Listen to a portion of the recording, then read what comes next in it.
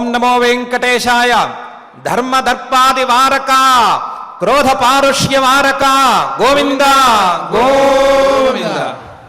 దంభం మదీయం నను దర్పమేవ క్రోధం చ పారుష్యమథాపి నూనం ఆత్మాభిమానం చ తదీయ హేతుం స్వాజ్ఞానభారం హరదేవదేవ అని అఖిలాండ కోటి బ్రహ్మాండ నాయకుడు దేవదేవుడు శ్రీ వెంకటేశ్వర స్వామి వారిని భక్తిగా ప్రార్థించుకుంటూ శ్రీకృష్ణ పరమాత్మ అనుగ్రహించిన శ్రీమద్భగవద్గీతా గ్రంథం యొక్క అధ్యయన కార్యక్రమాన్ని ఈ శుభ సాయంకాల వేళ మనం ప్రారంభించుకుందాము.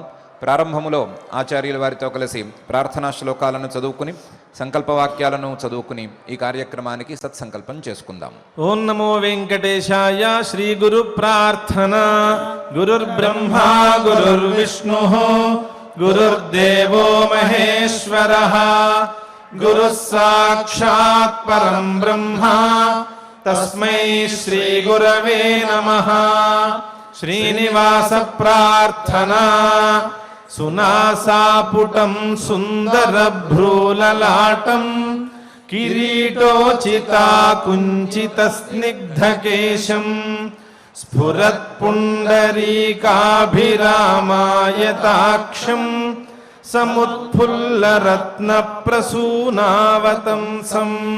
అథ సంకల్పః.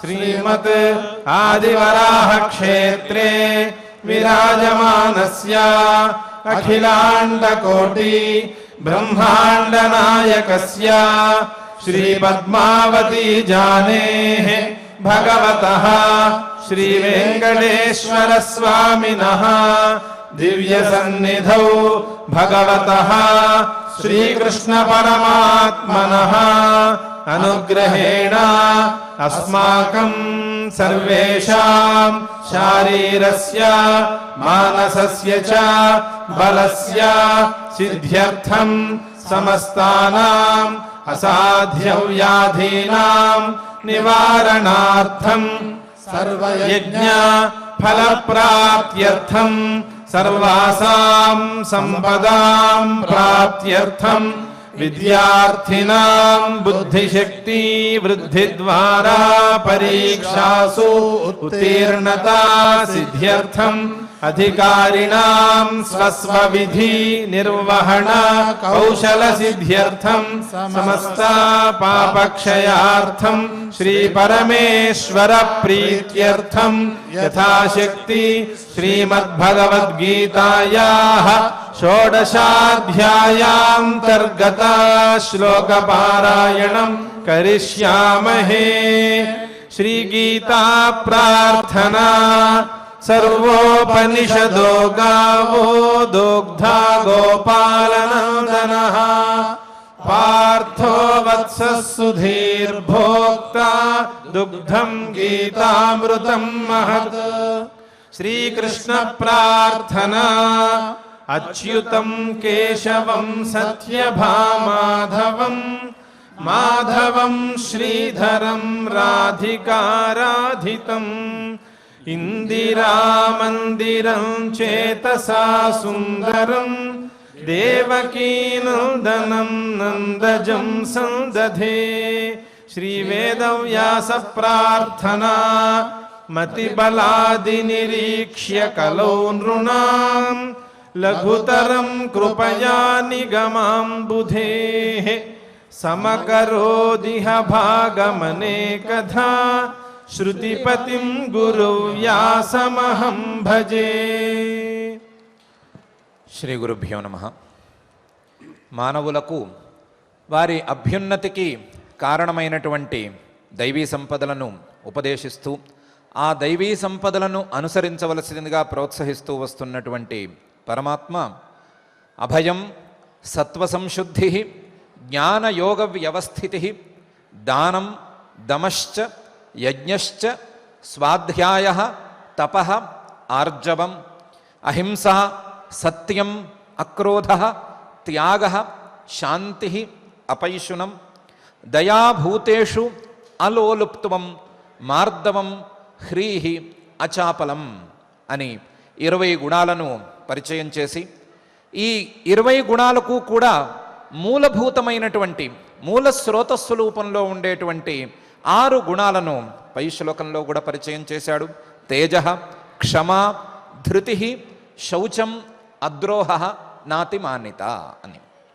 ఇలా మొత్తం 26 దైవీ గుణాలను 2.5 శ్లోకాలలో పరిచయం చేసి, అందులోనూ 20 గుణాలను మొదటి 2 శ్లోకాలలోనూ పరిచయం చేసి, ఈ 20 గుణాలను నిలబెట్టేటువంటి స్రోతస్సులుగా 6 గుణాలను పరిచయం చేసినటువంటి పరమాత్మ ఈ 26 గుణాలను దైవీ సంపత్తులు అని పిలుస్తూ, ఇలాంటి దైవీ సంపత్తులను సాధించుకోవటానికి మంచి సంస్కారాలతో పుట్టి ఉండాలి, మంచి సంస్కారాలను కలిగి ఉండటానికి ఈ దైవీ సంపత్తులను అభ్యాసం చేసుకోవాలి అనే అభిప్రాయాన్ని వెల్లడిస్తూ భవంతి సంపదం దైవీం అభిజాతస్య భారత అని అంటున్నాడు.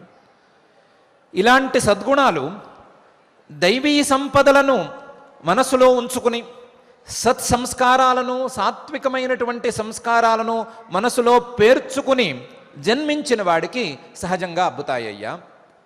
సత్సంస్కారాలు కావాలనుకునేవాళ్ళు, దైవీ సంపదలు కావాలనుకునేవాళ్ళు, పైకి వెళ్ళాలనుకునేవాళ్ళు, అభ్యున్నతిని కోరుకునేవాళ్ళు ఈ గుణాలను సాధించుకోవాలి.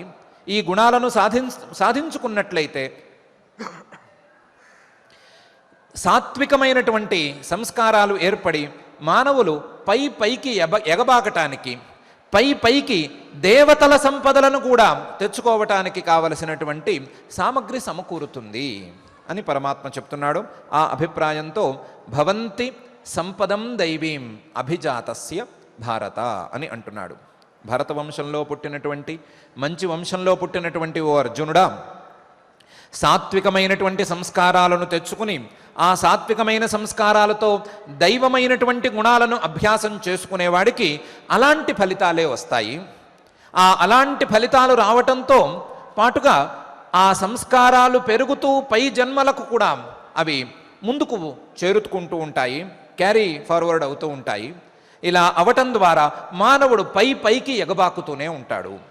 చివరకు దేవతల స్థాయికి కూడా వెళతాడు, దేవతల యొక్క సంపదలన్నీ పొందుతాడు అని పరమాత్మ అన్ని విధాలుగాను చెప్తున్నాడు.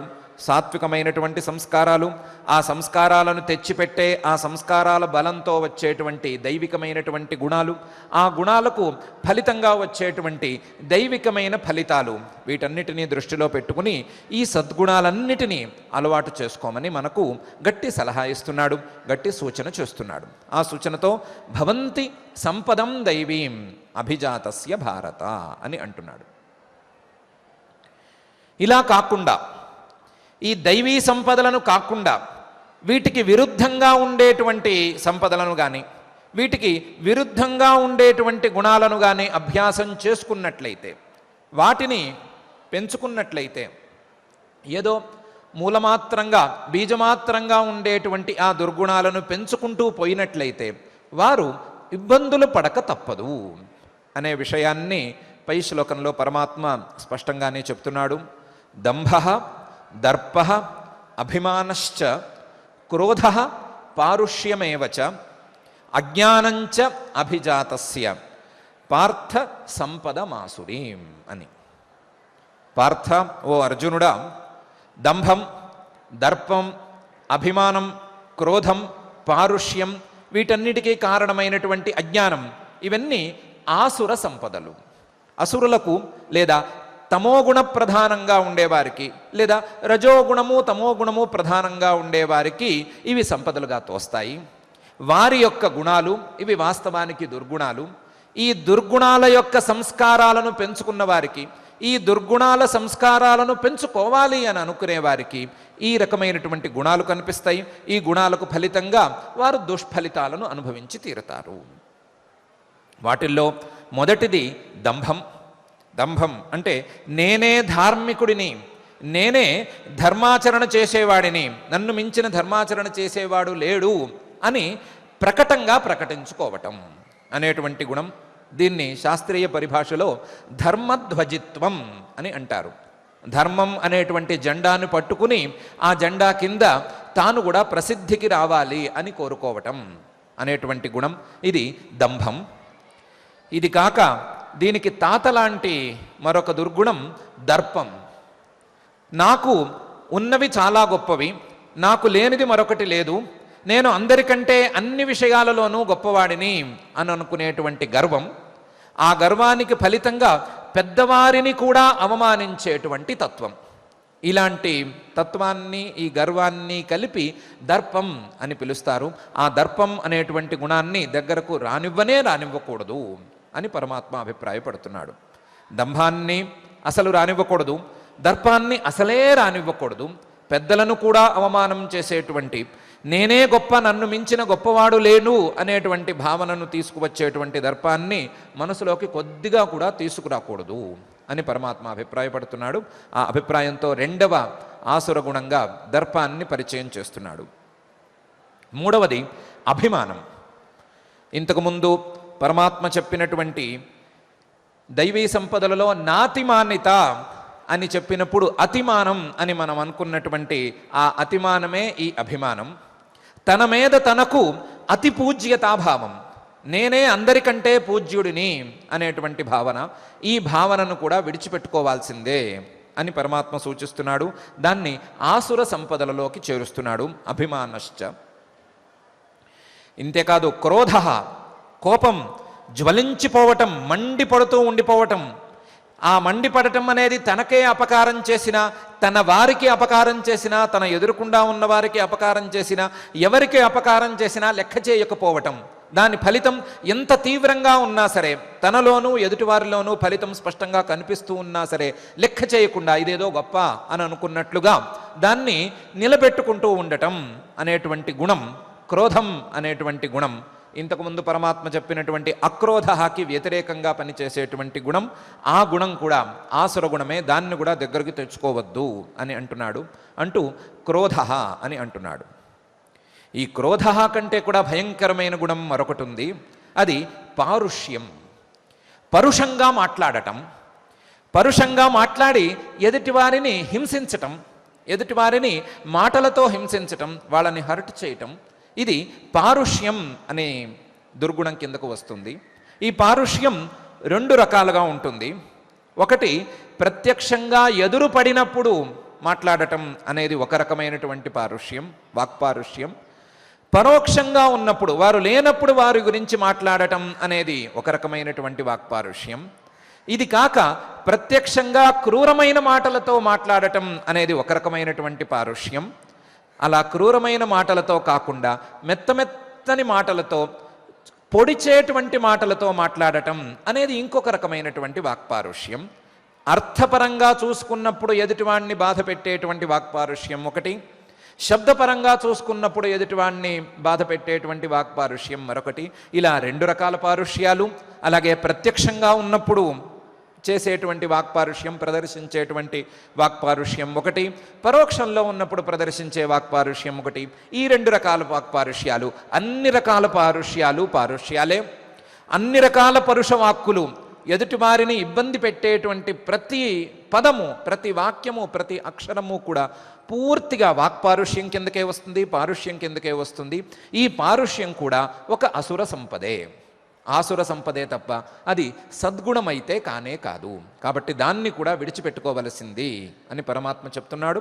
చెప్తూ పారుష్యమేవచ అని అంటున్నాడు. ఈ 5 గుణాలు, దంభ, దర్ప, అభిమానశ్చ, క్రోధ, పారుష్యమేవచ అనేటువంటి 5 గుణాలు ఎందుకు వస్తున్నాయి? ఎందుకు ఈ గుణాలు పుట్టుకొస్తాయి? ఎక్కడి నుంచి ఈ గుణాలు పుట్టుకు వస్తున్నాయి అనే ప్రశ్నకు పరమాత్మే పైన అజ్ఞానంచ అని చేరుస్తున్నాడు. ఇవన్నీ అజ్ఞానం ద్వారా పుట్టుకొస్తాయి. అజ్ఞానాన్ని 2 రకాలుగా చూసుకోవచ్చు. ఒకటి, ఏం చేయాలి, ఏం చెయ్యక్కర్లేదు, ఏం చెయ్యకూడదు అనేటువంటి వివేకం లేకపోవటం అనే అవివేక రూపంగా ఉండేటువంటి అజ్ఞానం ఒకవైపు.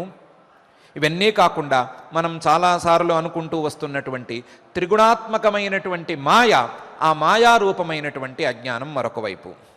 ఈ 2 రకాల అజ్ఞానాలు లేదా 2 రకాల అజ్ఞానాలను కలబోసినటువంటి ఒక రూపం మానవులను ఆసుర సంపదల వైపుగా ప్రోత్సహించి, ఆసుర గుణాలకు, దుర్గుణాలకు బానిసలను చేసి మానవులను ఇంకా దిగజారుస్తూ ఉండేటువంటి మహామాయారూపమైనటువంటి దుర్గుణం.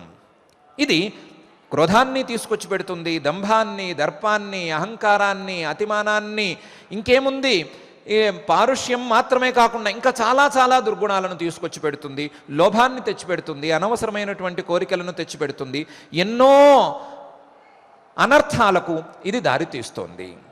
ఈ అజ్ఞానం ద్వారా వచ్చినటువంటి ప్రధానమైన దుర్గుణాలు 5. ఇవన్నీ కలిసి ఈ 6 గుణాలు ఆసుర సంపదలు. ఈ ఆసుర సంపదలు లేదా అసురుల యొక్క గుణాలు కేవలం మా ప్రాణాలు మాకు దక్కితే చాలు, మా ప్రయోజనం మాకు లభిస్తే చాలు అని అనుకునే వారి యొక్క దుర్గుణాలు ఇవి వారిని చాలా ఇబ్బందికరమైనటువంటి పరిస్థితులకు తీసుకువెళతాయి, ఇబ్బందికరమైనటువంటి ఫలితాలను ఇస్తాయి. పార్థ సంపదం ఆసురీం, ఆసుర సంపదలతో ఎవరు లాభపడినటువంటి దాఖలాలైతే లేవు. అజ్ఞానంచాభిజాతస్య పార్థ సంపదమాసురీం.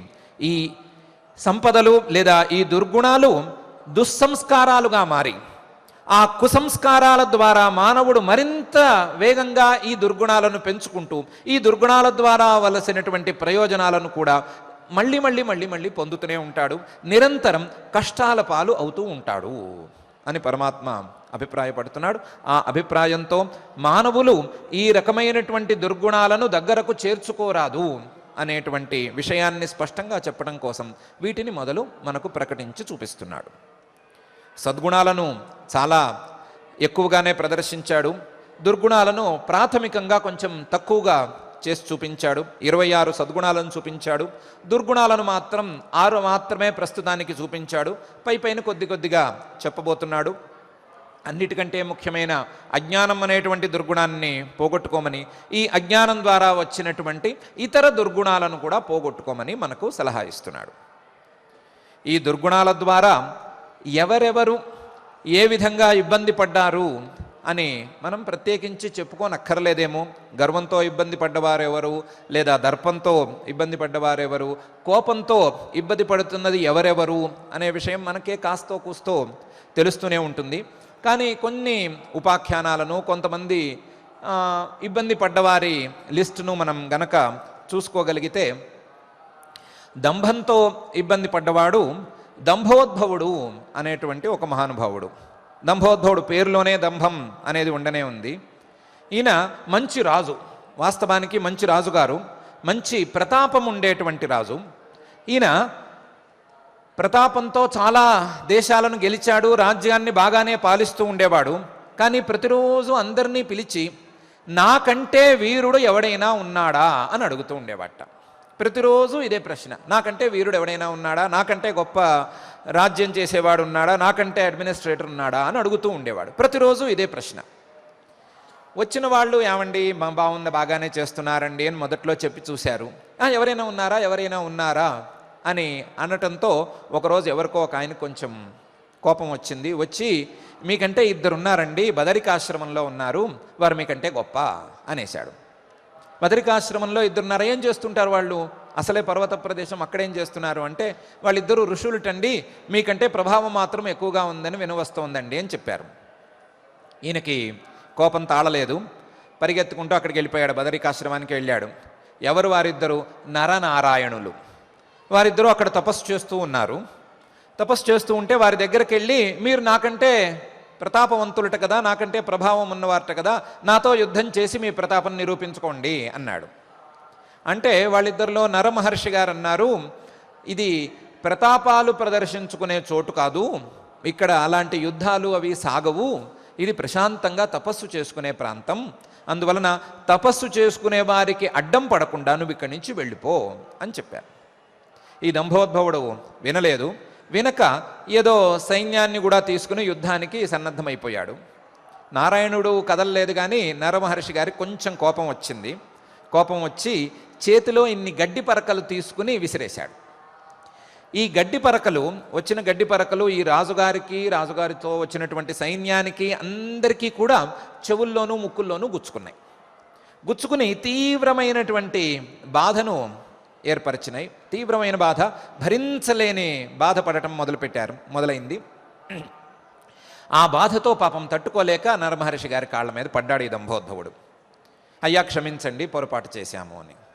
నేను ముందే చెప్పాను కదా, ఇది ప్రతాపాలను ప్రదర్శించుకునేటువంటి ప్రాంతం కాదు, దానికి వేరువేరు ప్రాంతాలున్నాయి. మేము కూడా అలాంటి వాళ్ళము కాము. ఎవరో నీకు ఇన్ఫర్మేషన్ ఇచ్చారు అంటే సరిగ్గా కనుక్కోకుండా వచ్చి యుద్ధాలకి సన్నద్ధం అయిపోవటమేనా?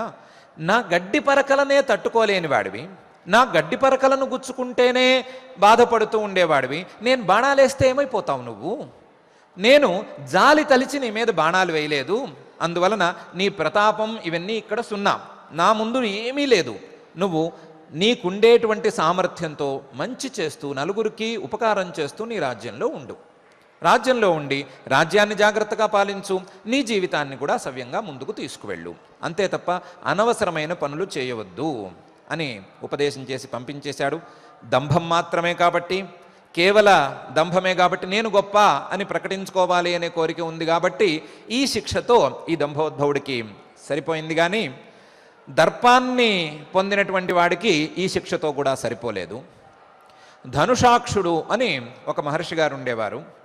ఆయనకి అప్పటికే ఒక పిల్లవాడు పుట్టి తొందరగానే పైకి వెళ్ళిపోయాడు. అందువలన పాపం బాధ కలిగింది ఆయనకి. బాధతో ఆయన ఏం చేశారు, ఈసారి పుట్టినవాడు తొందరగా వెళ్ళిపోకూడదు, ఇక్కడే ఉండిపోవాలి, ఇలాంటి బాధలు మనం భరించకూడదు అని చాలా తీవ్రమైన తపస్సు చేసి చిరంజీవిగా ఉండేటువంటి పుత్రుణ్ణి వరంగా పొందాడు. చిరంజీవి ఆ పుత్రుడు, ఆ పుత్రుడికి తొందరగా మరణం లేదు, మరణం లేనివాడు లేనే లేడు సాధారణమైనటువంటి పరిభాషలో. కాబట్టి చాలా కాలం ఉండేటువంటి వాడు దీర్ఘజీవి అయినటువంటి పుత్రుణ్ణి కన్నాడు. ఆ దీర్ఘజీవి అయిన పుత్రుడు నేను చిరంజీవిని కదా అని అహంకరించటం మొదలుపెట్టాడు, అహంకారంగా ప్రవర్తించడం మొదలుపెట్టాడు. మొదలుపెట్టి చుట్టుపక్కల ఉండేటువంటి మహర్షుల్ని వాళ్ళని వీళ్ళని మీ ఆయుస్సు ఎంత, మీరు ఇంకా ఎంతకాలం ఉంటారు, ఇలాంటి ప్రశ్నలు వేయటం మొదలుపెట్టాడు. ఏమన్నా అంటే నేను చిరంజీవిని, నేను చాలా కాలం ఉంటాను, 200 ఏళ్ళు ఉంటాను, 300 ఏళ్ళు ఉంటాను, మీ వయసు ఎంత, మీ నాన్నగారు ఎన్నేళ్ళు ఉన్నారు, వాళ్ళ ఆయన ఎంత ఏళ్ళు ఉన్నారు, ఇలా అక్కర్లేని ప్రశ్నలన్నీ వేస్తున్నాడు. ఈ అక్కర్లేని ప్రశ్నలను పెంచుకుంటూ ఇతర విషయాల్లో కూడా తలదూర్చి మీరంతా మీ తపస్సు ఎంత అనటం మొదలుపెట్టాడు. వాళ్ళందరూ లెక్క చేయలేదు, కానీ తండ్రి గారికి మాత్రం కంప్లైంట్ పెట్టారు. మీ అబ్బాయి ఇలా మాట్లాడుతున్నాడండి, మీరేదో వరప్రసాదంతో ఆయన్ని చిరంజీవిగా చేశారట, మేమందరం అల్పాయుష్కులమట, ఆయన ఒక్కడే చాలా కాలం ఉంటాడట, ఆ విషయం మీద చాలాసార్లు అంటున్నాడండి, బాగాలేదు అని కంప్లైంట్ చేశారు. తండ్రి గారు పిల్లవాడిని పిలిచాడు. పిలిచి, ఏంటి నాయనా, నీకు చిరంజీవిత్వం ఇచ్చింది చుట్టుపక్కల వాళ్ళ ఏజ్ కనుక్కోవడానికి కాదు, ఈ పని ఎందుకు చేస్తున్నావు, అసలు ఇదేంటి, ఇవేం ప్రశ్నలు, ఇదేం పద్ధతి అని అడిగారు. అడిగితే ఈ పిల్లవాడు తండ్రి గారిని కూడా ఇలాగే మాట్లాడడం మొదలుపెట్టాడు. తండ్రితో కూడా ఇలాగే మాట్లాడుతున్నాడు. మిగతా వాళ్ళతో మాట్లాడడం ఎలా అలవాటు చేసుకున్నాడో, ఎలా అహంకారంగా పెద్దవాళ్లను కూడా లెక్క చేయకుండా మాట్లాడడం ఎలా అలవాటు చేసుకున్నాడో, అదే అలవాటును తండ్రి గారి దగ్గర కూడా ప్రదర్శించాడు. తండ్రి గారు చూశారు. చూసి, ఒరే అబ్బాయి, ఇది నీ తప్పు కాదులే, నాదే తప్పు, నీకు సుదీర్ఘమైనటువంటి కాలం జీవితం ఉండాలి అని అనుకోవటం నాదే తప్పు. సుదీర్ఘమైనటువంటి జీవితం ఎవరికి ఉండాలి అంటే మంచి పనులు చేసే వాళ్ళకు ఉండాలి, అహంకారంతో పాడు చేసుకునే వారికి సుదీర్ఘ జీవితం ఎందుకు, అందువలన నీ చిరంజీవిత్వం హుళక్కే, ఏమీ లేదు, నేను దాన్ని వెనక్కి తీసేసుకుంటున్నాను అని వెనక్కి తీసేసుకున్నారు. ఆ చిరంజీవిత్వం కాస్త పోయింది. ఆ తర్వాత అతను ఏమయ్యాడనే సంగతి మనకు సరిగ్గా తెలియదు. ఇలా దర్పానికి బలి అయిపోయిన వాడు ఈ మహర్షి గారి యొక్క కుమారుడు. కాబట్టి దర్పాన్ని ఎట్టి పరిస్థితుల్లోనూ దగ్గరికి చేర్చరాదు అని మనకు స్పష్టంగానే తెలుస్తుంది. ఈ మహర్షి గారి పిల్లవాడు కాస్త అమాయకుడు.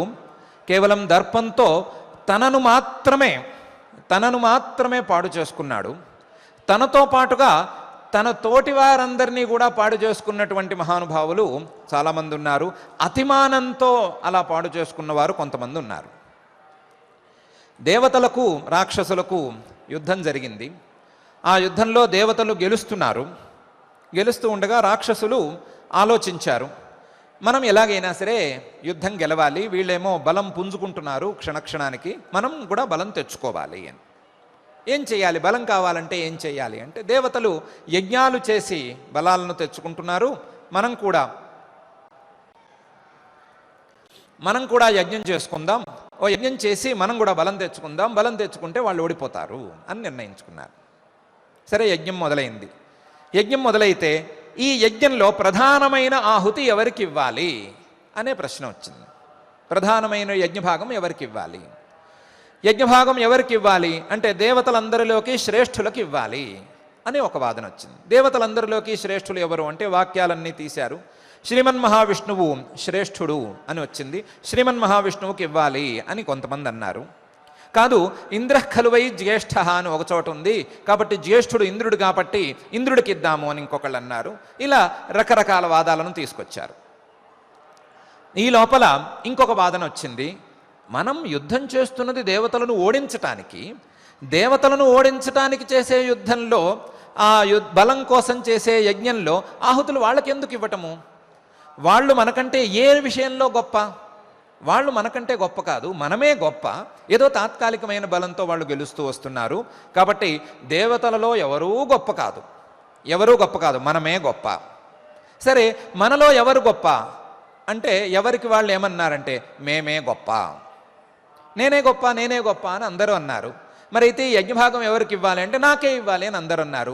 ఎవరికి వారు ఆ యజ్ఞభాగం తీసుకుని నోట్లో వేసుకుని కరకరా నమిలేశారు. అది పూర్తయిపోయింది. ఈ యజ్ఞం కాస్త వాళ్ళ తిండి కింద పరిణమించింది. ఆ తిండి వాళ్ళకేం బలాన్ని ఇవ్వలేదు.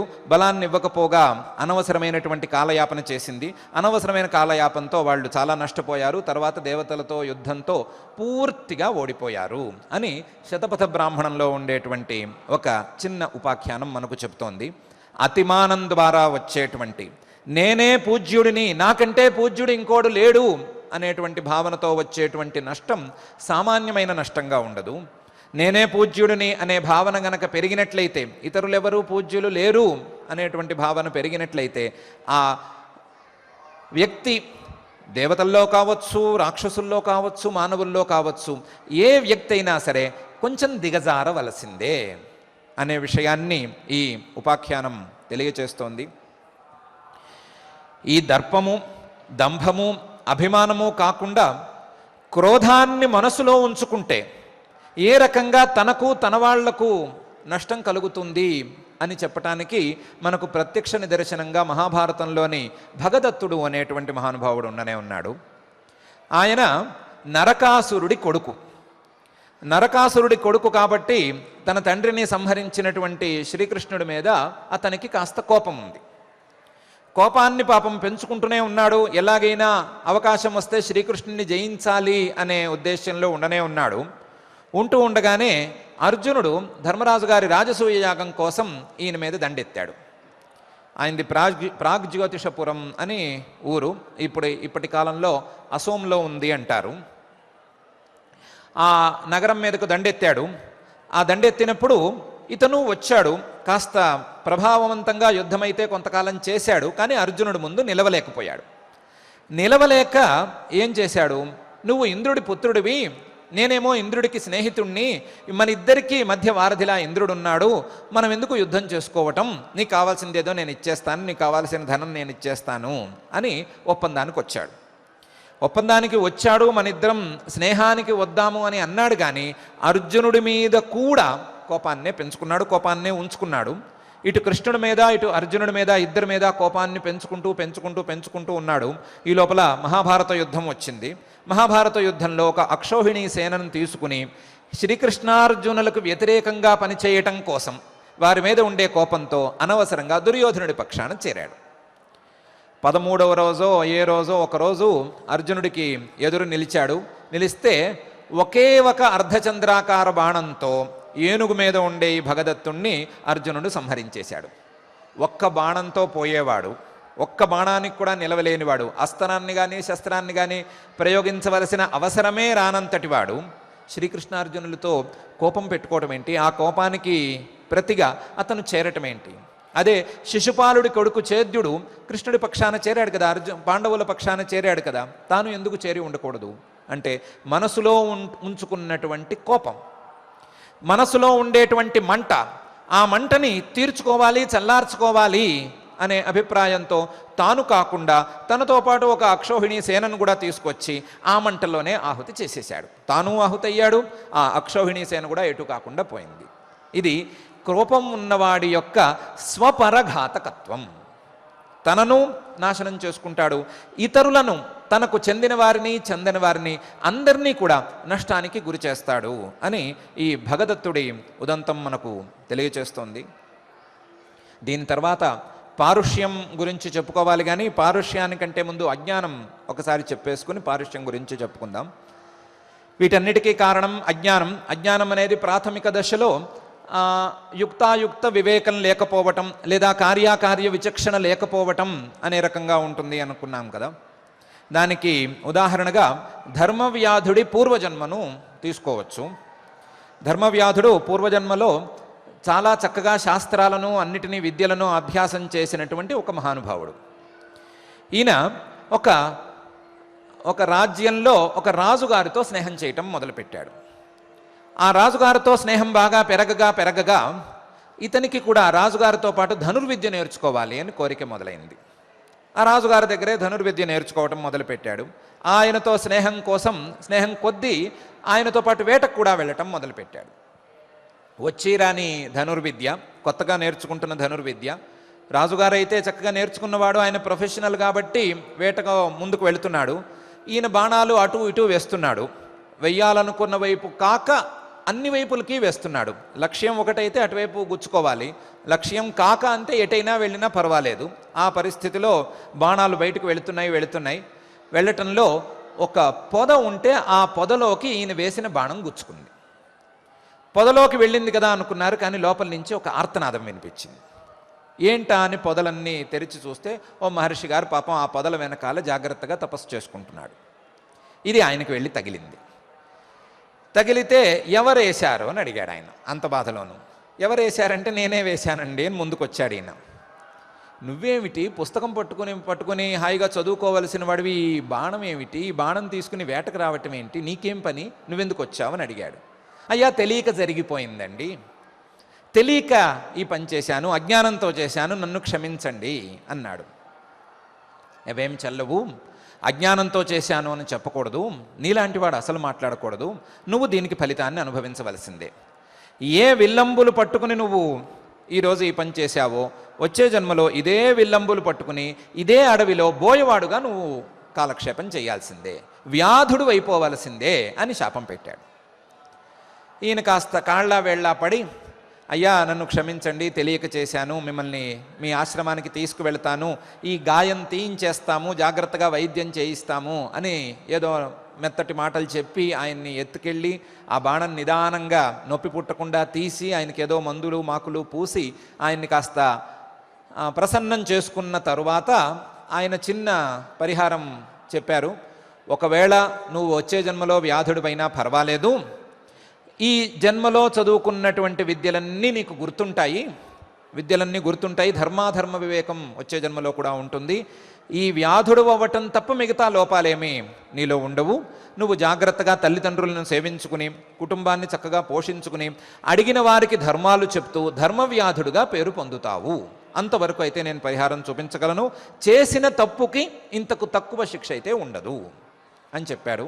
అజ్ఞానంతో చేసిన, అజ్ఞానం అనేది పర్వాలేదు అని అనుకున్నా అది చెల్లదు అనే విషయాన్ని మనకు ఈ ఉదంతం ప్రత్యేకించి చెప్తుంది. కాబట్టి అజ్ఞానం అనే దాని మీద మిషన్ పెట్టకుండా, అజ్ఞానం మీద వ్యాజాన్ని ఉంచుకోకుండా, అజ్ఞానాన్ని పోగొట్టుకుని అజ్ఞానం ద్వారా చేసేటువంటి దుర్గుణాలకు బానిస కాకుండా ఉండేందుకు ప్రయత్నం చేయాలి అని మనకు ఉదంతము చెప్తోంది, పరమాత్మ కూడా స్పష్టంగానే చెప్తున్నాడు. చివరిగా మనం చెప్పుకోదలిచింది పారుష్యం అని. ఈ పారుష్యం అంటే ఎదుటివారిని ప్రత్యక్షంగా కానీ పరోక్షంగా కానీ మృదువైన మాటలతో కానీ కఠినమైనటువంటి మాటలతో కానీ హింసించటం అనేటువంటి దుర్గుణం. ఈ దుర్గుణానికి ప్రత్యక్ష ఉదాహరణగా మనం దుర్యోధనుడినైతే చెప్పుకోవచ్చు. ఆ దుర్యోధనుడు తనకు అవకాశం వచ్చినప్పుడల్లా, అవకాశం వచ్చిన ప్రతి సందర్భంలోనూ ఎదుటివారిని తన వాక్పారుష్యంతో హింసిస్తూనే వస్తున్నాడు. తన తల్లిదండ్రులను హింసించాడు, పెద్దవారిని హింసించాడు, పాండవులను హింసించాడు, అందరినీ హింసించి ఏమైపోయాడు అని మనం వేరుగా చెప్పుకోనక్కర్లేదు. అదేంటండి వాక్పారుష్యానికి ఉదాహరణగా చెప్తారేమి, దంభం లేదా దుర్యోధనుల్లో, దర్పం లేదా, క్రోధం లేదా అభిమానం లేదా అజ్ఞానం లేదా, ఏం లేదని వాక్పారుష్యం చెప్తున్నారు అని అడగక్కర్లేదు. అందుకనే కదా చివరికి చెప్పుకున్నది. ఇవన్నీ కూడి వీటన్నిటితో పాటు వాక్పారుష్యం ఉండేటువంటి మహానుభావుడు అతను. అందువలన అతను లేని దుర్గుణం లేనట్లుగానే ఉన్నాడు. అతనికి లేని దుర్గుణం లేదు, అన్ని దుర్గుణాలు ఉన్నాయి. దంభం ఉంది, దర్పానికి హద్దే లేదు, అతిమానానికి అసలు అలవే లేదు. అదేవిధంగా వాక్పారుష్యానికి కోపానికి పెట్టింది పేరు. వీటన్నిటికీ కారణమైన అజ్ఞానం మాత్రం టన్నుల టన్నుల కింద ఉండనే ఉంది. వాక్పారుష్యంతో ఏ ఏ సందర్భాల్లో ఎవరెవరిని హింసించాడు అని చెప్పుకోవటం కంటే, ఈ మహాభారత యుద్ధానికి ముందు సరిగ్గా ముందు చివరి సందేశంగా అతను శకుని కొడుకు ఉలూకుడు అనేవాడు ఉండేవాడు. ఆ ఉలూకుడుతో పాండవులు ఉన్న కాలంలోనే వాసుదేవుడు వినేటట్లుగా నువ్వు చెప్పాలి అని చెప్పి పంపించినటువంటి సందేశం వాక్పారుష్యానికి నిజమైనటువంటి ఉదాహరణగా నిలుస్తుంది. ఒక్కొక్కరికి చెప్పమన్నాడు. పాండవుల 5గురికి విడివిడిగా చెప్పమన్నాడు. వాసుదేవుడు శ్రీకృష్ణుడికి విడిగా చెప్పమన్నాడు. పాండవులకు చెప్పే మాటలు వాసుదేవుడు వినాలి అని నియమం పెట్టాడు. అన్నీ కృష్ణుడు వినాలి, ఎవరెవరికి విడిగా చెప్పాలి, విడిగా ఈయనకు కూడా చెప్పాలి. సందేశం, చివరి సందేశం యుద్ధం తప్పదు అనే సందేశం. దాంట్లో మొదటి సందేశం ధర్మరాజు గారికి, నువ్వు ధార్మికుడివి అనే పేరు పెట్టుకుని ధార్మికుడివి అనేటువంటి ముసుగులో ఈ యుద్ధం అనేటువంటి అధర్మ కార్యానికి ఒడిగట్టావు. నువ్వు పిల్లి లాంటి వాడివి. ఒక పిల్లి, ముసలి పిల్లి, నేను తపస్సు చేసుకుంటున్నాను, ఎవరిని హింసించను, అందరూ నా దగ్గరికి భయం లేకుండా సంచరించవచ్చు అని ప్రకటన చేసిందిట. చేసి తన దగ్గరకు వచ్చేటువంటి చిన్న చిన్న జంతువుల్ని రాత్రిపూట ఎవరూ చూడకుండా మింగేస్తూ ఉండేదిట. దీన్ని బైడాల వ్రతం అని అంటారు. అలాంటి బైడాల వ్రతం చేస్తున్నావు. నువ్వు పిల్లి లాంటి వాడివి. నీకు ఈ యుద్ధం అనేది ధర్మం అనే మాట, అధర్మం అనే మాట తెలియలేదు. కానీ నువ్వు యుద్ధం అంటున్నావు కాబట్టి నేను చేసి చూపిస్తాను అని ధర్మరాజు గారితో చెప్పు. రెండవది అర్జునుడికి భీముడికి చెప్పు, నువ్వు తిండి పోటీలు పెడితే దాంట్లో మొదటి బహుమతి పొందటానికి యోగ్యుడివి. నీకు యుద్ధం అనేది ఏమీ తెలియదు. ఒకవేళ నీ చేతిలో ఆయుధం ఉండాలి అంటే ఆ ఆయుధం వంట చేసే ఆయుధం అయి ఉండాలి. నువ్వు వంట చేయడానికి పనికొస్తావు, తినడానికి పనికొస్తావు. ఈ రెండూ తప్ప నీకు యుద్ధం అనేది పనికిరాదు. నా గదనో ఇంకోటి గదనో కౌగలించుకుని నువ్వు భూమి మీద పడుకోబోతున్నావు. నువ్వు పడుకోవటానికి యుద్ధ భూమి సరి అయినది అని భీముడితో చెప్పు. అర్జునుడితో చెప్పు, నీ దగ్గర అదేదో అక్షయ తూణీరం ఉందిట కదా, పెద్ద ధనుస్సు ఉందిట కదా, దాని పేరు తాటి చెత్త అంట ఉంటుండేది కదా, దాని పేరు గాంధీవంట కదా. ఆ గాంధీవంలో ఏ బాణం వేస్తావో ఏం చేస్తావో మేము చూస్తాము. మా దగ్గర ద్రోణుడు, అలాగే భీష్ముడు, కర్ణుడు, అశ్వత్థామ అని 4 ఉన్నారు. ధనుర్విద్యకు 4 పాదాలు అని వీళ్లకు పేర్లు. వీళ్ళ ముందు నువ్వేం నిలబడతావో చూస్తాము. నీ ప్రతాపం ఏమిటో, ఏదో వాసుదేవుడు నీకేదో సహాయంగా ఉంటానని మాట ఇచ్చాట కదా, ఆయన ఏం సహాయం చేస్తాడో, నువ్వేం చేస్తావో చూస్తాము, యుద్ధానికి రండి అని చెప్పు. నకుల సహదేవులు పాపం పిల్లగాళ్ళు. పోని పిల్లలారా, మీకు యుద్ధంలో ప్రతాపం చూపించేటువంటి సమయం అంటే ఒకటి ఏడిచింది. ఇప్పుడు ఆ సమయంలో మీరు ప్రతాపం చూపించుకోండి. ఇంతవరకు అన్నల మాటను ఉండి మీరు ఏపీ పాపం చూపించుకోలేకపోయారు, ఇప్పుడు మాత్రం సమయం వచ్చింది అని వాళ్ళిద్దరికీ చెప్పు. కృష్ణుడికి ఓ మాట చెప్పు. ఏంటంటే, నువ్వు మా దగ్గరకు వచ్చావు దూతగా, వచ్చి ఏమిటో చాలా ఇంద్రజాలాలు చూపించావు, ఏమిటేమిటో చూపించావు మాకు. ఆ ఇంద్రజాలాలు మేమేమి లెక్క చేయము. మేము కూడా ఆకాశాల్లోకి ఎగరగలము, పాతాళంలోకి కూడా వెళ్ళగలము. అలాంటి సామర్థ్యాలు మాకున్నాయి. మేము వీటన్నిటిని మించి మహావీరులము. అందులో గదాయుద్ధంలో ఈ భూప్రపంచంలో నన్ను మించినవాడు లేడు అని నాకు గదాయుద్ధం నేర్పినటువంటి సంకర్షణుడు అనేటువంటి గురువుగారు చెప్పేశారు. కాబట్టి గదాయుద్ధంలో నన్ను మించినవాడు లేడు. ఇతర యుద్ధాల్లో కూడా నేనే గొప్ప. కాబట్టి నీకు రాని విద్యలు కూడా నాకు వచ్చు. నువ్వేదో కంసుడు అనే ఓ పిల్లకాకిని ఎప్పుడో సంహరించావట చిన్నప్పుడు. ఆ కంసుడు లాంటి వాళ్ళని సంహరించుకున్నావేమో కానీ నీకు నాలాంటి మహావీరులు ఎప్పుడూ ఎదురు పడలేదు కాబట్టి నువ్వేదో మహావీరుడు వేను కొంత చలామణి అవుతున్నావుట. కానీ నీకుండేటువంటి మహావీరుడు అనే పేరుని పూర్తిగా నేను తీసేయటానికి సిద్ధంగా ఉన్నాను. నువ్వేదో కౌరవులందరినీ శిక్షించి పాండవులకు రాజ్యం ఇస్తాను అని ప్రతిజ్ఞ చేశావుట. ఆ ప్రతిజ్ఞనేదో కాస్త యుద్ధభూమిలోకి వచ్చి చెయ్యి, మేము వింటాము, మేము చూస్తాము అని శ్రీకృష్ణుడితో చెప్పు అని ఒక్కొక్కళ్ళకి విడివిడిగా సందేశాలు ఇచ్చి పంపించాడు. ఏ సందేశంలోనూ సహజంగా మానవుడికి ఉండవలసినటువంటి మంచితనం లేదు. దౌత్య భాషలో ఉండాల్సినటువంటి ఒక డిగ్నిటీ లాంటిది లేనే లేదు. దీన్ని మించి ఎదుటివారిని మాటలతో హింసించాలి అనేటువంటి తత్వం కనిపిస్తోంది. దీంతో పాటు దంభదర్పాదులైతే ఇందులో మనకు వాసన తెలుస్తూనే ఉన్నాయి. ప్రత్యేకించి ఏ దుర్గుణం గురించి వీటిల్లో చెప్పుకోవలసిందేమీ లేదు. ఇదే సందేశాన్ని ధర్మరాజు గారు పంపించిన సందర్భంలో ఆయన ఒక్క మాట ఏంటి, నేను ఓర్పుగా ఉంటున్నాను అని మీరేమన్నా మెత్తగా చూస్తున్నారేమో, నేను ఎంత ఓర్పుగా ఉండగలనో అంతే యుద్ధానికి కూడా సన్నద్ధంగా ఉండగలను. నేను ఓర్పుగా మిమ్మల్ని అడుగుతున్నాను, కానీ మీరు అది వినకపోతే యుద్ధం చేయటానికి నాకేమీ అభ్యంతరం లేదు. నేను యుద్ధానికి సమర్థుడినే, ఓర్పులోనూ సమర్థుడినే. ఈ విషయాన్ని గుర్తుపెట్టుకుని, ఈ విషయాన్ని మనసులో ఉంచుకుని ఏం చేయాలో అది చేయండి. నా మాటలు పెద్దల ముందు అవమానకరంగా ఉండకూడదు. శ్రీకృష్ణుడిని పంపించినప్పుడు కూడా ధర్మరాజు గారు ప్రత్యేకించి కూడా చెప్పారు, నీ మాటలు నా మాటలు అవుతాయి. అక్కడికి వెళ్ళిన తర్వాత పెద్దలు ఎవరు ఈ మాటలను చూసి, ఈ మాటలను విని అవమానకరంగా భావించకూడదు. ఎవరికి కోపం రాకూడదు, ఎవరికి ఏ విధమైనటువంటి విద్వేషము పెరగకూడదు. ఇప్పుడున్న విద్వేషం చాలు, ఇంతకు మించి విద్వేషం పెరగకూడదు. వారేమైనా విద్వేషంతో ఒక మాట అన్నా సరే నువ్వు అనవసరంగా ఆవేశపడవద్దు. నువ్వు ఆవేశపడవు, కానీ పడవద్దు అని నా మాటగా కూడా నేను చెప్తున్నాను. ఆవేశపడద్దు, వాళ్ళు ఎన్ని వేషాలు వేసినా సరే నువ్వేమీ ఆవేశపడద్దు. నువ్వు ఒక్క పరుష వాక్యం పలకద్దు, మెత్తగానే చెప్పిరా, ఇంతే వాక్యం. నేను ఓర్పుగా ఉంటాను, యుద్ధానికి కూడా సన్నద్ధంగా ఉంటాను అని ఆయన ధర్మరాజు గారు సందేశం పంపించారు. అదే స్థానంలో సందేశం పంపించినటువంటి దుర్యోధనుడు తన వాక్పారుష్యాన్ని పరోక్షంలో ఎలా ప్రదర్శించాడు అని చెప్పుకోనక్కర్లేదు. ఆ వాక్పారుష్యానికి ఫలితం ఏమనుభవించాడు అని కూడా ప్రత్యేకించి చెప్పుకోనక్కర్లేదు. తనకు సహాయం చేయడానికి వచ్చిన వారు, తన వారు అనుకునేవారు ప్రతివారు పోయిన తర్వాత అందరూ పోయిన తర్వాత చివరిగా పోయినటువంటి ఒక దుర్గతిని కూడా దుర్యోధనుడు పొందాడు. తన వారందరినీ అనవసరమైనటువంటి ప్రమాదాల్లోకి తీసుకెళ్ళాడు, ఎదుటివారిని కూడా ప్రమాదాల్లోకి తీసుకెళ్ళాడు. అందరినీ ప్రమాదాల్లోకి తీసుకెళ్ళి అందరి ప్రమాదాన్ని చూసిన తరువాత తన దుర్గుణాలకు ఫలితంగా తాను అనవసరమైనటువంటి మరణాన్ని పొందాడు అని దుర్యోధనుడి యొక్క గతి మనకు చెప్తోంది. ఇవి ఇంతకు ముందు వాక్పారుష్యం ప్రదర్శించినటువంటి సందర్భాలు కాక చివరి సందర్భంగా మనం చెప్పుకోవలసినటువంటి విషయం. ఇలా పారుష్యంతో మాట్లాడేవారు, ఎదుటివారిని హింసించటమే పనిగా పెట్టుకునేవారు. ఏదో తాత్కాలికమైనటువంటి కోపం వచ్చినప్పుడు చిన్నపాటి మాట అనటం అని కాకుండా ఎదుటివారు కనిపిస్తే చాలు ఏదో విధంగా పొడిచే మాటలు మాట్లాడే స్వభావం ఉండేవారు. లేదా ఎదుటివారిని పొడవటమే మన లక్ష్యము, మన తెలివితేటలకు అదే చిహ్నము అని అనుకునేవారు. రకరకాల విన్యాసాలతో తమ గొప్పదనాన్ని మాటలతో చూపించేవారు. ఇది దుర్గుణం అనే విషయాన్ని మనసులో ఉంచుకోవాలి. ఇది ఆసుర సంపద అని మనసులో ఉంచుకోవాలి.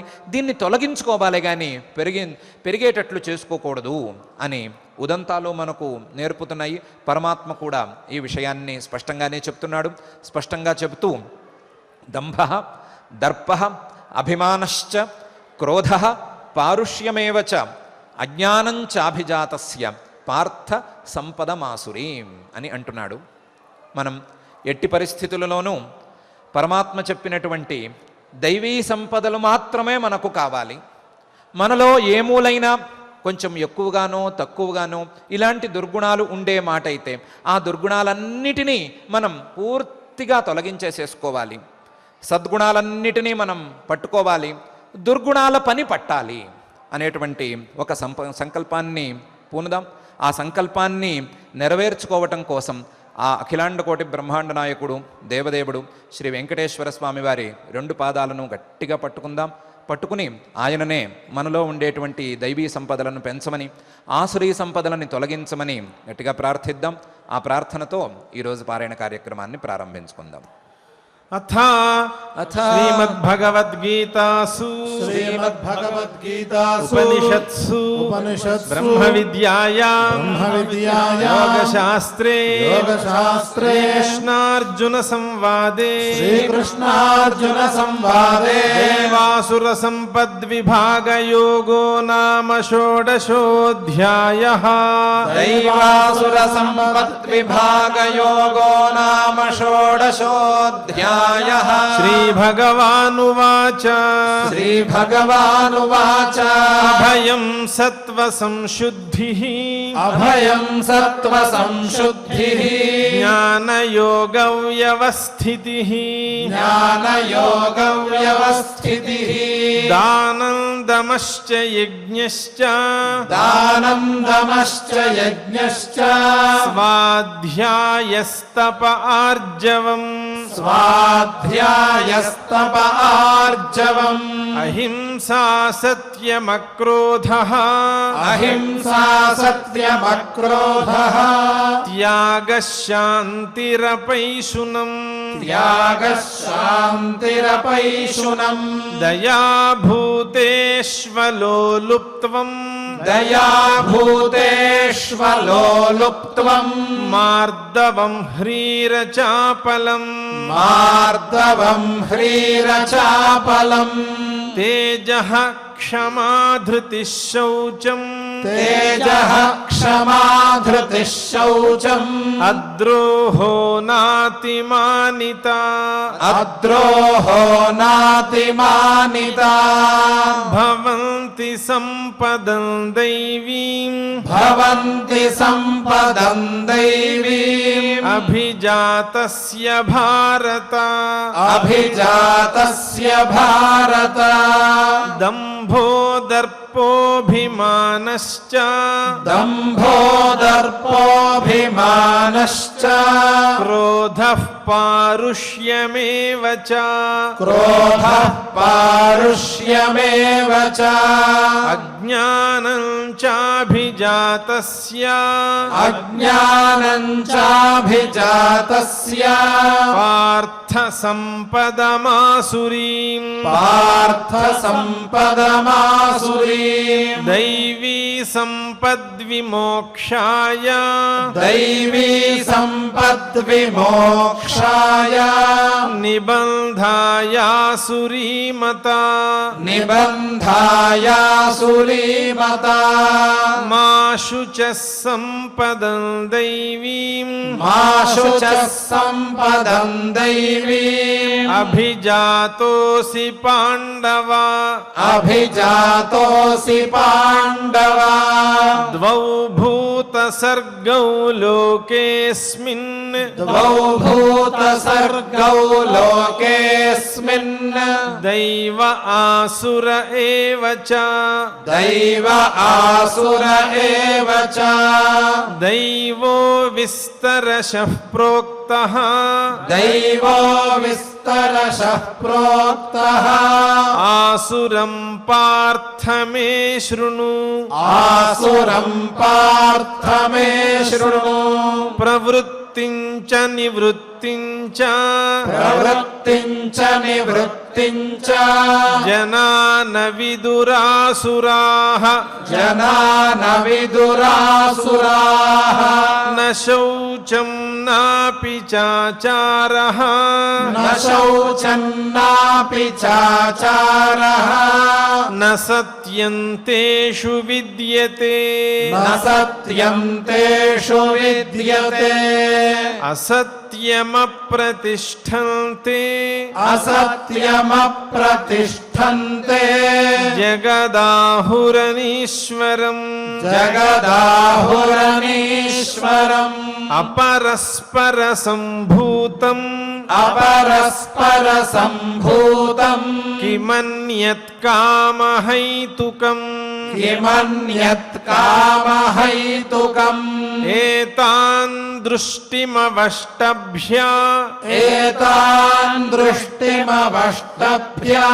नष्टात्मानोऽल्पबुद्धयः नष्टात्मानोऽल्पबुद्धयः बुद्धयः प्रभवन्त्युग्रकर्माणः प्रभवन्त्युग्रकर्माणः क्षयाय जगतो हिताः क्षयाय जगतो हिताः काममाश्रित्य दुष्पूरम् काममाश्रित्य दुष्पूरम् दम्भमानमदान्विताः दम्भमानमदान्विताः मोहाद्गृहीत्वा सद्ग्राहान् मोहाद् गृहीत्वा सद्ग्राहान् प्रवर्तन्ते शुचिव्रताः प्रवर्तन्ते शुचिव्रताः चिन्तामपरिमेयाञ्च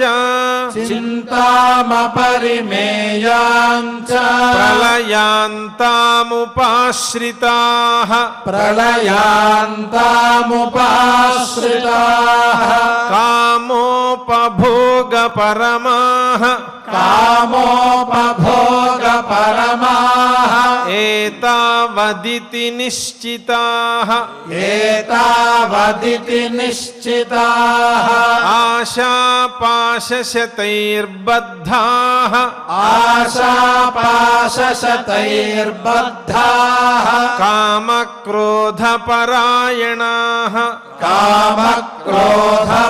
कामक्रोधपरायणाः ईहन्ते कामभोगार्थम् ईहन्ते कामभोगार्थम्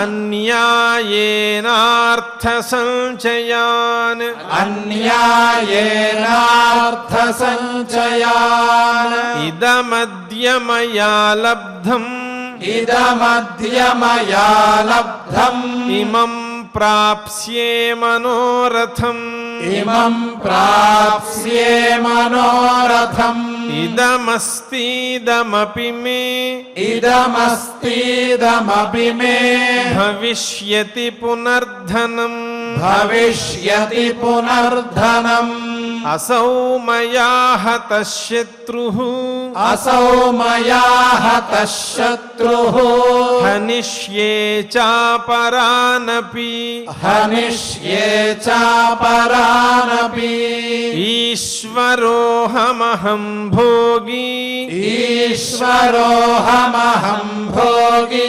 सिद्धोऽहं बलवान् सुखी सिद्धोऽहं बलवान् सुखी आढ्योऽभिजनवानस्मि आढ्योऽभिजनवानस्मि कोऽन्योऽस्ति सदृशो मया कोऽन्योऽस्ति सदृशो मया यक्ष्ये दास्यामि मोदिष्ये यक्ष्ये दास्यामि मोदिष्ये इत्यज्ञानविमोहिताः इत्यज्ञानविमोहिताः अनेकचित्तविभ्रान्ताः अनेकचित्तविभ्रान्ताः मोहजालसमावृताः मोहजालसमावृताः प्रसक्ताः कामभोगेषु प्रसक्ताः कामभोगेषु पतन्ति नरकेषु च पतन्ति नरकेषु च आत्मसम्भावितास्तब्धाः आत्मसम्भावितास्तब्धाः धनमानमदान्विताः धनमानमदान्विताः यजन्ते नाम यज्ञैस्ते यजन्ते नाम यज्ञैस्ते दम्भेनाविधिपूर्वकम् दम्भेनाविधिपूर्वकम् अहङ्कारं बलं दर्पम् అహంకారం బలం దర్పం కామం క్రోధం చ సంశ్రితాః కామం క్రోధం చ సంశ్రితాః మామాత్మపరదేహేషు మామాత్మపరదేహేషు ప్రద్విషంతోభ్యసూయకాః ప్రద్విషంతోభ్యసూయకాః తానహం ద్విషతః క్రూరాన్ తానహం ద్విషతః క్రూరాన్ సంసారేషు నరాధమాన్ సంసారేషు నరాధమాన్ క్షిపామ్యజస్రమశుభాన్ క్షిపామ్యజస్రమశుభాన్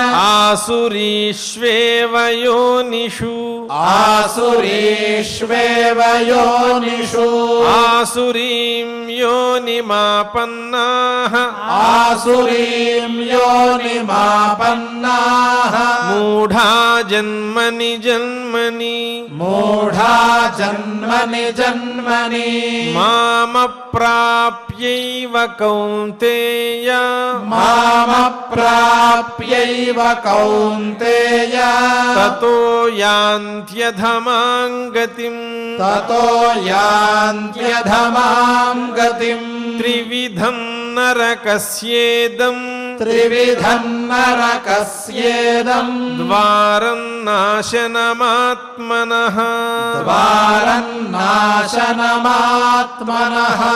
కామః క్రోధస్తథా లోభః కామః క్రోధస్తథా లోభః తస్మాదేతత్రయం త్యజేత్ తస్మాదేతత్రయం త్యజేత్ ఏతైర్విముక్తః కౌంతేయ ఏతైర్విముక్తః కౌంతేయ తమోద్వారైస్త్రిభిర్నరః తమోద్వారైస్త్రిభిర్నరః ఆచరత్యాత్మనః శ్రేయః ఆచరత్యాత్మనః శ్రేయః తతో యాతి పరాం గతిం తతో యాతి పరాం గతిం యశాస్త్రవిధిముత్సృజ్య యశాస్త్రవిధిముత్సృజ్య వర్తతే కామకారతః వర్తతే కామకారతః న స సిద్ధిమవాప్నోతి న స సిద్ధిమవాప్నోతి న సుఖం న పరాం గతిం న సుఖం న పరాం గతిం తస్మాచ్ఛాస్త్రం ప్రమాణంతే తస్మాత్ శాస్త్రం ప్రమాణంతే కార్యాకార్యవ్యవస్థితౌ కార్యవ్యవస్థితౌ జ్ఞాత్వా శాస్త్రవిధానోక్తం జ్ఞాత్వా శాస్త్రవిధానోక్తం కర్మ కర్తుమిహార్హసి కర్మ కర్తుమిహార్హసి ఇది శ్రీమద్భగవద్గీతాసు ఇది శ్రీమద్భగవద్గీతాసు ఉపనిషత్సు ఉపనిషత్సు బ్రహ్మ విద్యాయాం బ్రహ్మవిద్యాయాం యోగశాస్త్రే యోగశాస్త్రే శ్రీకృష్ణార్జున సంవాదే శ్రీకృష్ణార్జున సంవాదే దైవాసుర సంపద్విభాగయోగో నామ షోడశోऽధ్యాయః దైవాసుర సంపద్విభాగయోగో నామ షోడశోऽధ్యాయః 16వ అధ్యాయంలో ఉన్న శ్లోకాలన్నింటినీ శ్రద్ధగా పారాయణం చేసుకున్నాం. ఇప్పుడు జయదేవుని అష్టపదులలో ఒకటైనటువంటి రాసే హరిమిహ అనేటువంటి గీతంతో సంకీర్తన కార్యక్రమాన్ని నిర్వహించుకుందాం. ఆసే హరిమిహ విహిత విలాసం స్మరతి మనో మమ కృత పరిహాసం రాసే హరిమిహ విహిత విలాసం స్మరతి మనో మమ కృత పరిహాసం రాసే హరిమిహ విహిత విలాసం స్మరతి మనో మమ కృత పరిహాసం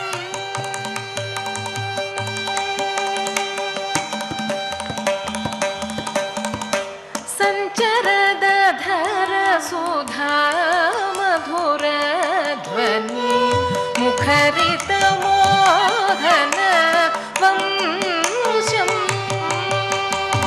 सञ्चरदधर सुधा मधुरध्वनि मुखरितमोहन वंशं चलितदृगञ्चल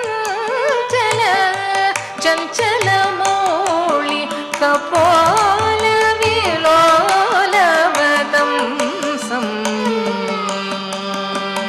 चलितदृगञ्चल चञ्चलमौळि कपोलविलोलवदंसं रासे हरिमिह विहितविलासं स्मरति मनो मम कृतपरिहासम्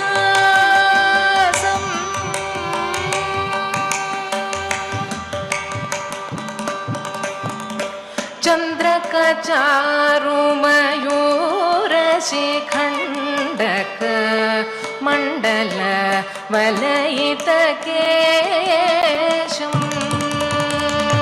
चन्द्रकचारुमयूरशिखण्डक मण्डल वलयितकेशम्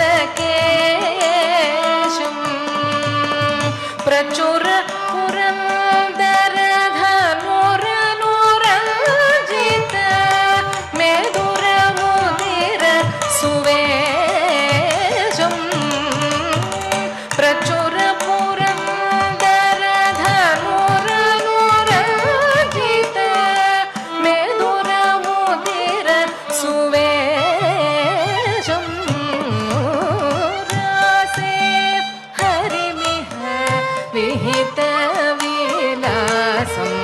स्मरति मनो मम कृतपरिहासम्